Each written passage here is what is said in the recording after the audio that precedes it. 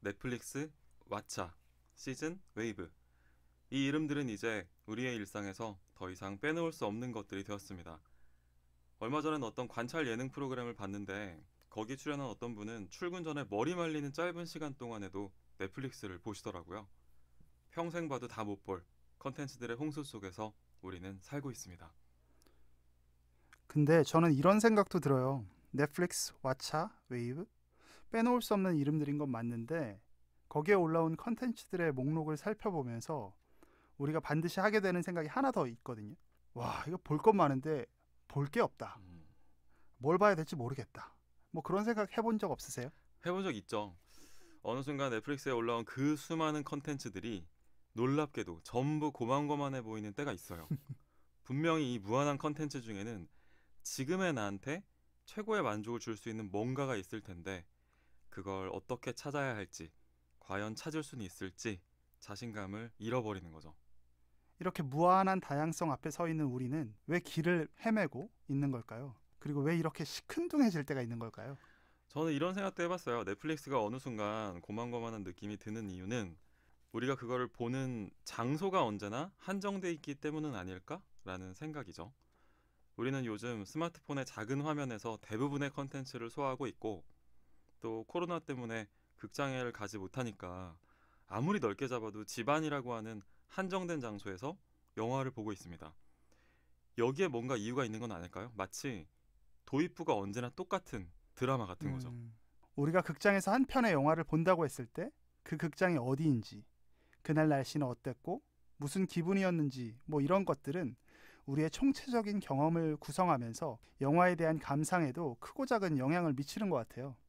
우리는 그렇게 한 편 한 편 정성 들여서 영화에 대한 경험을 쌓아오던 때에서 어쩌면 이미 너무 멀리 와버린 건 아닐까요? 화가 마크 로스코의 예술 혼에 대해 다루고 있는 연극 레드에서 마크 로스코는 이런 말을 합니다. 자신의 그림으로 구성된 장소를 만드는 일이 마크 로스코 자신에겐 너무나 중요한 일이었다고요.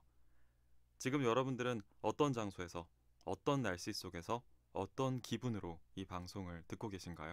저희가 굳이 장소 얘기를 꺼낸 이유는 하나가 더 있는데요. 저희는 오늘 사랑 얘기를 다룬 멜로 영화를 한 편 다루겠습니다. 진짜 저희가 궁금한 질문은 이 부분인 것 같아요. 여러분들이 처음으로 사랑에 빠졌던 장소는 어디였나요? 그리고 그 장소에 대한 기억은 지금 여러분들의 마음속에 어떻게 남아있나요? 청춘의 어느 한순간 우리가 울고 웃었던 사랑의 장소, 공간, 그리고 집에 대한 영화 건축학개론의 발굴을 시작하겠습니다.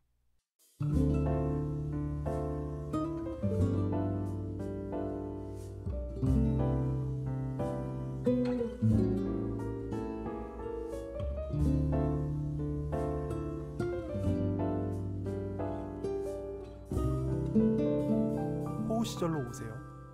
그때 우리가 여기에 있습니다. 안녕하세요, 원우씨입니다.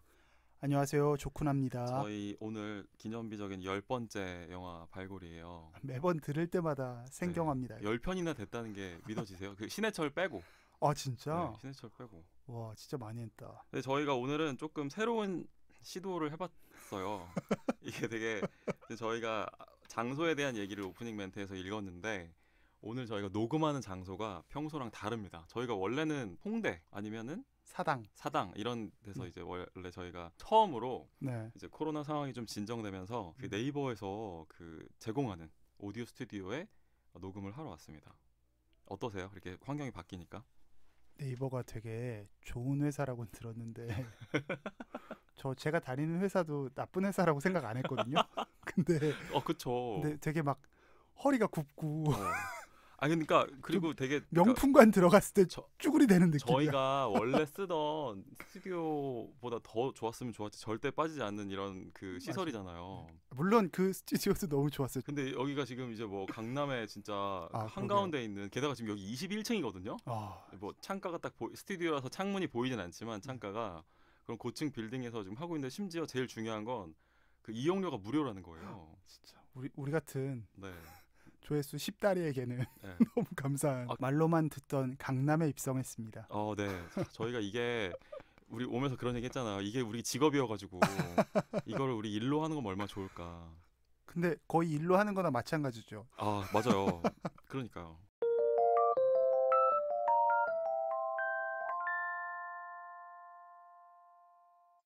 오늘 저희가 다루려고 하는 영화가 저희 멜로 영화를 여러 편 다뤘지만 한국 멜로 영화가 이제 조제 이후에 그 한국판 조제를 한국판 조제를 가볍게 다룬 다뤘었구나. 이후에 네네. 이제 처음으로 저희가 뭐 이미 말씀드렸던 것처럼 봄날은 간날은 한번 다룰 거예요. 네, 봄날이 가기 전에 네, 조만간에 다룰 건데 그 전에 오늘 다루는 영화는 네, 건축학개론입니다. 네. 저희 지난번에 이제 예고를 드렸잖아요. 맞아요. 근데 앞으로도 그렇게 하는 게 좋은 것 같아요. 어. 왜냐면은 댓글 달린 걸 보니까 맞아. 다시 댓글 만능 중인데 어. 본 영화에 대해서 발굴하는 게 네. 훨씬 낫다는 의견이 많더라고요. 그 압도적 100%예요. 두 분이 네. 댓글을 달아주셨는데 아, 두 분 그렇구나. 다. 그렇지. 예, 저희도 하면서 맞춰보는 건데 저희가 생각보다 좀 너무 깐딱비아로 막 깊게 들어가기 때문에 아 맞아요. 네. 저희만의 세계로 너무 들어가기 때문에 미리 적어도 어느 영화를 팔 건지 정도는 말씀을 드리는 게 그렇죠. 앞으로도 좋을 것 같아서 저희가 건축학개론을 미리 말씀을 드렸었는데 어떻게 보셨나요? 그 청취자 여러분들 숙제하셨나요? 아 지금 던진 거예요? 궁금하잖아요. 정말 보셨는지. 저는 이 건축학개론이라는 영화를 자주 보거든요. 1년에 한 번 넘게 보면 많이 보는 거잖아요. 아 자주 보는 거죠. 네, 거의 그러면. 매년 봄마다 봐요. 그러면 이 영화가 나온 지 벌써 한 10년 됐잖아요. 그렇죠. 이제 10년, 9년, 10년 네. 돼가니까 정말 한 이번에 근데 또 한 두세 번을 봤단 말이에요. 그쵸. 이번에 방송 준비하면서. 네. 그러니까 뭐 10번 넘게 봤다고도 볼 수 있죠. 그런데 하나 이제 이번 방송 준비하면서를 제외하고 놓고 보면 조금 이 영화가 땡기는 시즌이 있어요. 아 그게 언제? 오늘 저희가 지금 녹음하고 있는 거랑 되게 비슷한 환경이에요. 그러니까 아 계절은 보통 봄이고 네. 그다음에 학기 초 날씨가 맑은 봄날, 햇빛이 되게 좋은 봄날에 근데 요일은 보통 일요일이에요. 그런 이유가 또 있어요? 그러니까 일정이 없는 거죠. 그냥 아 일정이 없고 집에서 그냥 빈둥거리다가 아 이게 딱 땡길 때가 있는 거예요. 굉장히 행복한 시간에 그렇죠. 생각나는. 그래서 그때 뭔가 행복한 기억들하고 되게 연동돼 있거든요. 음. 근데 제가 오늘 오프닝 멘트에다가도 장소 얘기를 썼지만 그 기억이 제가 이 건축학개론이라는 영화를 극장에서도 봤을 거 아니에요. 네. 제가 개봉했을 때 봤거든요. 아 저도요. 네. 네. 근데 그때 그 영화를 봤었던 때의 그 날씨랑 비슷해요. 아 맑은 봄날이었고 일요일이었고 그랬거든요. 그러니까 이게 제가 오프닝 멘트에서 이번에 이 얘기를 한 이유가 이게 상관이 있는 것 같아요. 그러니까 예를 들면 이터널 선샤인은 저는 되게 추운 겨울날, 되게 어두운 밤에 막 그렇게 그다지 좋지 않은 기분 속에서 봤었던 영화. 근데 되게 좋은 타이밍에 보셨네요. 이터널 선샤인을 어울리는 타이밍에. 그렇죠. 그렇기 때문에 그 영화가 또 되게 깊게 저한테 어. 각인이 될 수 있었던 것 같고. 네. 그래서 건축학개론은 저한테 있어서는 제 마음에 정말 독특한 포지션을 하나 차지하고 있는 영화예요. 그래서 때가 되면 생각나는 영화고 그 다음에 또 하나는 언제나 다시 봐도 언제나 재밌는 영화예요. 맞아요. 이 네. 영화 재밌어요. 그래서 제가 정말 좋아하는 그런 영화를 다뤄보자라고. 왜냐면 사실 이 봄날에 저희가 호우 시절을 내년에도 할 수 있으면 좋겠지만 마지막 봄일 수도 있잖아요. 그러네요. 그래. 진짜. 그래서 기회가 있을 때 하고 싶은 건 다 하고 싶으니까 맞아. 이번에 제가 건축학개론을 말씀을 드렸는데 우리 조쿠나 셰프님한테는 어떤 영화예요? 이 건축학개론 몇 번 정도 보셨어요? 저는 원호 씨만큼 자주 보지는 않았는데 네.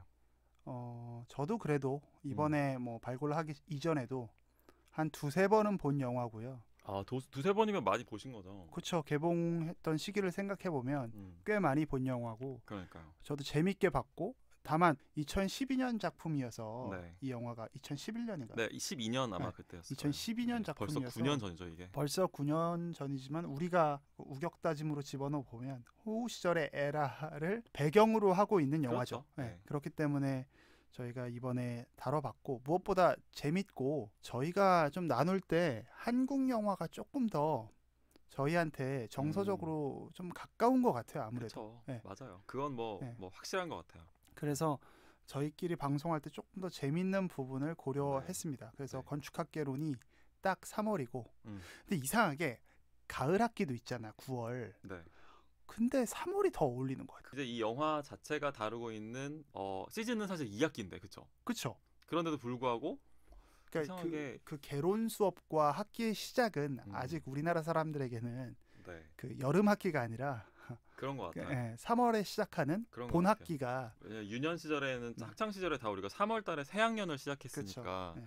그 영향이 있는 것 같아요. 조크나 셰프는 님은 대학 개강할 때 네. 개강 날에는 네. 개강 날만의 있죠. 기분이 있지 않나요? 있죠. 그죠? 그때 맞아. 어떻게 보내셨어요? 개강 날. 뭐 1학기도 좋고 2학기도 좋은데. 개강날 그리고 대학교 첫 번째 네. 입학해서 막 네.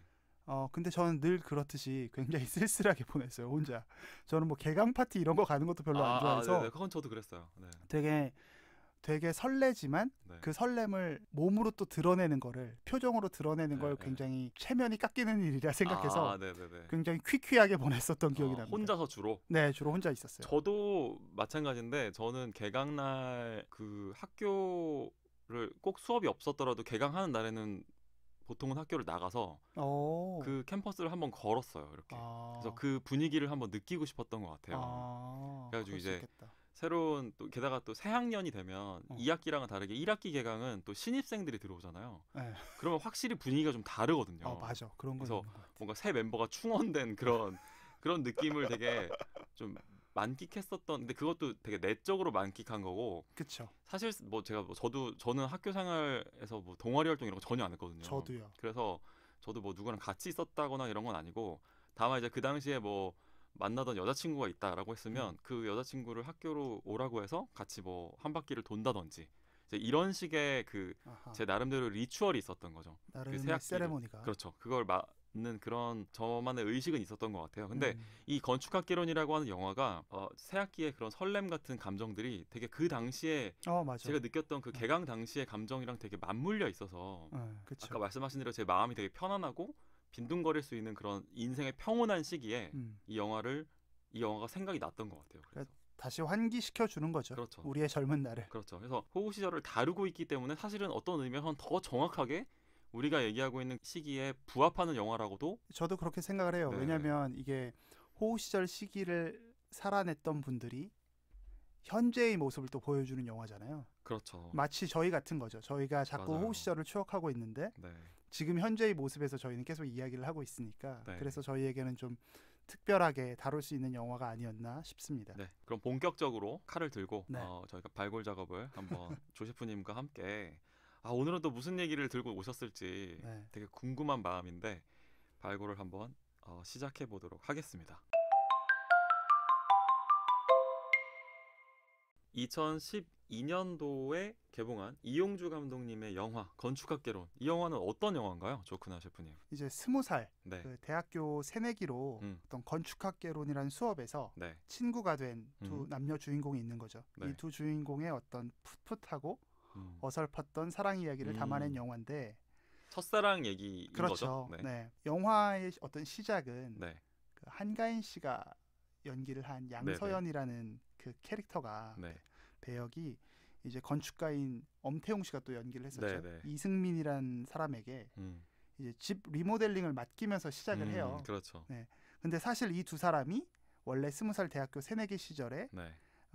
건축학개론 수업을 들으면서 친구가 됐던 사이고 네.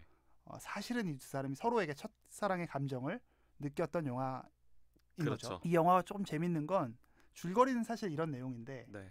누구나 이제 처음은 되게 어렵잖아요. 그 처음의 감정을 되게 섬세하게 그려냈다는 것도 신기한 지점이지만 동시에 두 사람의 어떤 현재의 모습, 즉 2012년의 모습까지도 어떻게 영향을 미치고 있는지를 조명했고 그걸 이제 두 주인공이 어떻게 정리해 나갔는지를 보여준 영화라는 부분이 특별히 더 좀 독특한 지점의 영화였던 것 같아요.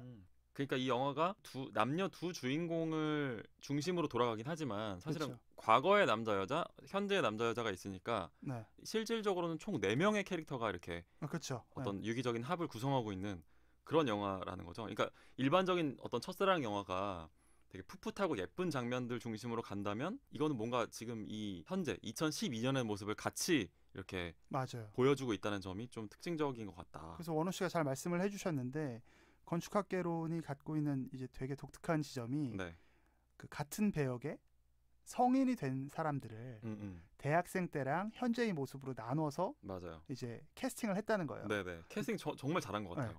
근데 사실 이게 되게 어려운 시도라고 생각하거든요. 그렇죠. 보통 우리가 청소년기 이전에 아역 배우와 예. 뭐 옛날에 가을동화였나요? 뭐 문근영 씨와 송혜교 씨. 맞아요. 뭐 이런 식으로 아역과 성인 캐릭터는 어쩔 수 없잖아요. 음. 송혜교 씨를 뭐 10살짜리 분장을 할 수는 없으니까. 근데 원래 보통 일반 배우들이 뭐 한 고등학교 때까지 정도는 보통 많이 커버하잖아요. 네. 오히려 그리고 그게 더 오해를 덜 사는데 이 영화는 20살의 어떤 수지와 그렇죠. 30대 아마 후반 정도가 돼 보이는 네. 한가인의 두 사람을 아예 서로 다른 캐릭터로 서로 다른 어떤 배우로 네. 캐스팅을 했다는 같은 게 캐릭터를. 같은 캐릭터를 굉장히 독특한 지점인데 네. 저는 뭐 이 부분도 아마 감독이 음. 어떤 의도가 있지 않을까? 뭐 이런 생각들은 좀 해봐요. 이용주 감독 역시 그 봉준호 감독님의 그 연출팀에 있었던 사람이기 때문에 네네. 일단 디테일의 측면에서는 상당히 많은 공을 들였을 거라는 생각이 들죠. 들고, 네, 그래서 그런 캐스팅에도 되게 뭐 심혈을 기울였겠지만 네. 물론 이제 이런 건 있어요. 그 한가인 씨의 그 코에 있는 점이 이제 그 수지 시절에는 없다가 갑자기 생겼다든지. 의사 남편을 만나서 그런가? 아 그런가? 요새 점 찍는 수술도 있으니까. 그치. 어쨌든 캐스팅을 저는 참 잘한 것 같다는 생각을 많이 하면서 이 영화를 볼 때마다. 근데 이게 자칫하면 망가질 수 있는데 네. 연출을 되게 잘한 거죠. 연기도 잘하셨지만. 하긴 맞아, 네. 그렇지. 그러니까 예를 들어서 이 캐스팅에 대해서 잠깐 생각이 나서 한 얘기인데 이제 이 캐스팅에서 캐스팅 1순위가 수지 씨였다고 하는데 2순위로 뭐 서현 씨, 소년시대 서현 씨도 거론됐었다라고 네. 하잖아요. 네네. 만약에 서현 씨가 됐었다면 어땠을 것 같으세요? 아마 좀 다른 영화가 되지 않았을까 싶거든요. 다른 느낌일 것 같은데 네. 여기서 너무 수지 씨가 너무 잘 어울려서 네. 서현 씨가 하면은 좀 안 어울릴 것 같은데요. 그러니까 예를 들면 이런 거지. 그 건축학개론서 교수님이 어. 그 정릉 얘기하면서 정릉이 누구는이야 이렇게 물어보잖아요. 근데 거기에서 정조, 정약용 이 장면 있다. 이거는 되게 그치. 그 양서연이라고 하는 캐릭터의 그걸 모습을 보여주는 맞아, 캐릭터와 아주 응축적으로 굉장히 압축해서 보여주는 뭐 그런 장면인데 서현 씨는 되게 똑 부러지는 이미지잖아요. 그쵸. 그러다 보니까 조금 양서연이라는 캐릭터가 그러니까 그게 틀렸다는 게 아니라 좀 이제 달라졌을 거라는 거죠. 많이. 맞아요. 영화의 느낌이 달라졌을 것 같아요. 그런데 저희가 이미 뭐 저도 이 영화를 10번이나 봐서인지는 몰라도 이 수지 씨가 연기한 이 양서연이라는 캐릭터가 정말로 찰떡처럼 잘 그렇죠. 맞아떨어져서 이 영화를 다시 볼 때에도 사실 이 영화는 되게 남자 캐릭터의 1인칭 시점으로 많이 진행이 됨에도 불구하고 그렇죠. 그 시선으로 첫사랑이라고 하는 그 양서연의 모습을 계속해서 쫓아가게 되는 그런 힘이 있다고 했을 때는 캐스팅을 정말 잘한 거죠. 그 뭐 저희가 너무 수지 얘기를 많이 하는데 네. 수지 씨를 어떤 첫사랑의 아이콘처럼 기억하잖아요. 네. 근데 뭐 가만히 생각해 보면 내 첫사랑이 수지같이 생기진 않았거든요. 그렇죠. 첫사랑을 그냥 기억을 조작하는 근데 거죠. 우리의 어떤 기억 속에 있는 판타지의 첫사랑이죠. 네. 근데 그 모습이 너무 잘 구현되어 있는 캐릭터 아닌가? 네. 그래서 굉장히 멜로 영화지만 남성 관객들의 열렬한 환호를 받았던 기억이 납니다. 그래서 나중에도 얘기하겠지만 이 영화는 사실 그런 의미에서는 뭐 감독도 남자고 그 또 감독님의 자전적인 이야기를 많이 베이스로 하고 있기 때문에 네. 저는 이 영화가 상당히 남자 중심의 영화라는 생각도 많이 하거든요. 그런 얘기까지를 포함해서 네. 저희가 일단은 이 영화를 구성하고 있는 또 이 영화를 이끌어가고 있는 캐릭터들에 대해서 조금 더 정확하게 짚고 넘어가 보도록 하겠습니다.